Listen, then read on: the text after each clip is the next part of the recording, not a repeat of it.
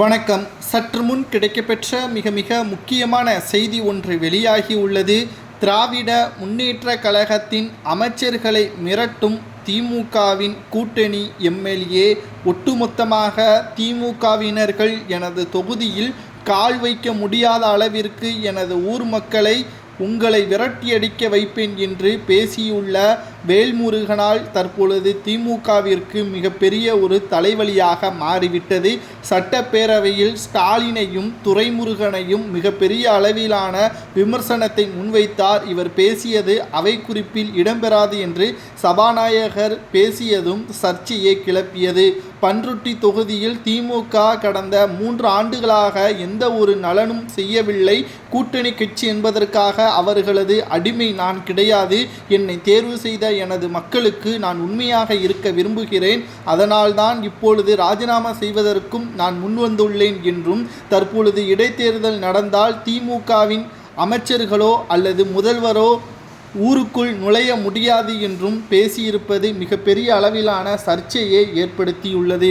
அதாவது திராவிட முன்னேற்ற கழகத்தின் சின்னத்தில்தான் தமிழக வாழ்வுரிமை கட்சி தலைவர் பண்ருட்டி வேல்முருகன் அவர்கள் தற்பொழுது வேட்புமனு தாக்கல் செய்து 2021 சட்டமன்ற தேர்தலில் சூரியன் சின்னத்தில் போட்டியிட்டு வெற்றியடைந்தார்.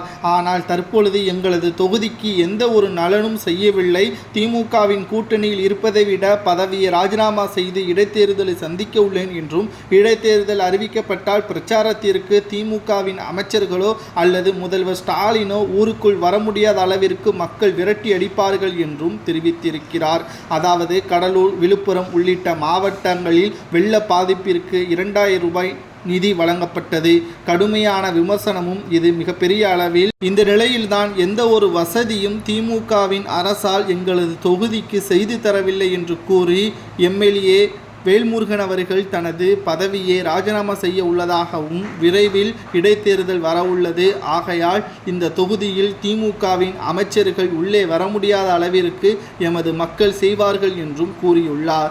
இன்னும் 1 மாதத்திற்குள் அனைத்து நலத்திட்ட உதவிகளையும் அறிவிக்க வேண்டும், இல்லை என்றால் ராஜினாமா செய்வது உறுதிதான் என்றும் திமுக எம்எல்ஏகளுக்கும் அமைச்சர்களுக்கும் ஸ்டாலினுக்கும் எச்சரிக்கையை விடுத்துள்ளார். இது திமுகவின் கூட்டணியில் விரிசலை ஏற்படுத்தியுள்ளது. முதலாவதாக திமுக கூட்டணியிலிருந்து தமிழக வாழ்வுரிமை கட்சி விலகுவதாகவும் அறிவித்துள்ளது. இதனால் திராவிட முன்னேற்ற கழகத்தில் இருந்து முதல் கட்சி விலகுவதால் 2026இல் 13 கட்சி கொண்ட திமுக 12 கட்சியாக மாறியுள்ளது. இனி வரக்கூடிய காலகட்டத்திலும் திமுகவின் கூட்டணி உடையும் என்றும் எதிர்பார்க்கப்படுகிறது.